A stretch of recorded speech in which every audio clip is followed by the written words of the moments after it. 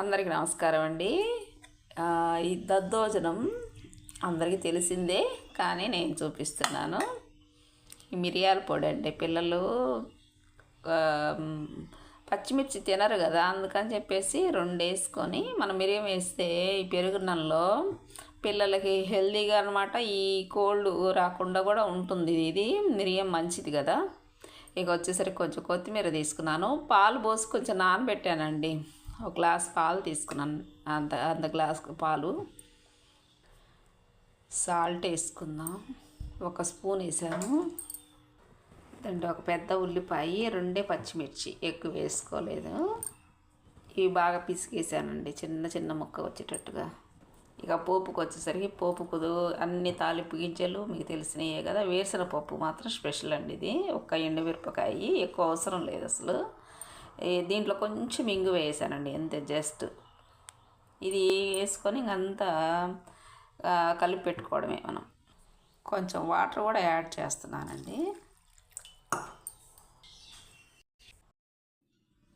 తక్కలే పెట్టుకున్నానండి. ఇదిగో 1/2 spoon salt అండి. మళ్ళీ పట్టుద్ది, ఇది చూశాను తక్కువ అయిపోయింది. మళ్ళీ కలిపి పెట్టుకుందాం. కరెక్ట్గా వచ్చిందండి, సరిపోయింది. ఈ దద్దోజనం ఉదయం బ్రేక్ఫాస్ట్ అండి.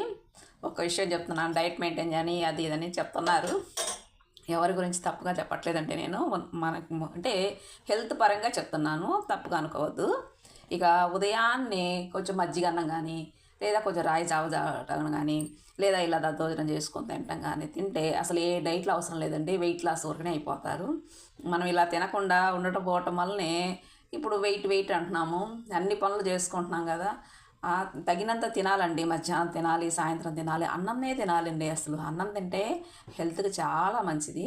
ఈ విషయం జ్ఞాపకం తెచ్చుకోండి. తప్పుగా చెప్తున్నాను అనుకోవద్దు మీరు. అందరికీ రేపు కొత్త సంవత్సరం రాబోతుంది. ముందే అడ్వాన్స్డ్గా హ్యాపీ న్యూ ఇయర్ అండి. భగవంతుడి కృప మీ అందరి మీద ఉండాలని మనసారా కోరుకుంటున్నాను.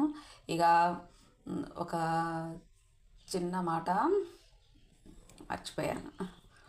సరేనండి. సబ్స్క్రైబ్ చేసుకున్న వాళ్ళందరికీ మెనీ థ్యాంక్స్ మా. నిన్న చేసుకున్నారు, మొన్న చేసుకున్నారు చెప్పలేదు నేను. అదే చెప్పాలనుకుని మర్చిపోయాను. బాయ్ అండి, ఉంటాను. మీకు కనిపించట్లేదు అనుకోవద్దు, వీడియోస్ అందంగా రావట్లేదు అనుకోవద్దు. నేను సెల్ ఫోన్ నుంచి తీస్తున్నాను, ఇది స్టాండ్ లేకుండా టూకీగా తీస్తున్నాను. అలానే వంటలు సరిగ్గా రావలేదు అనుకోవడానికి ఏం లేదు, పర్ఫెక్ట్గా వస్తాయి. ట్రై చేసుకోండి. బాయ్ అండి, థ్యాంక్ యూ ఫర్ వాచింగ్.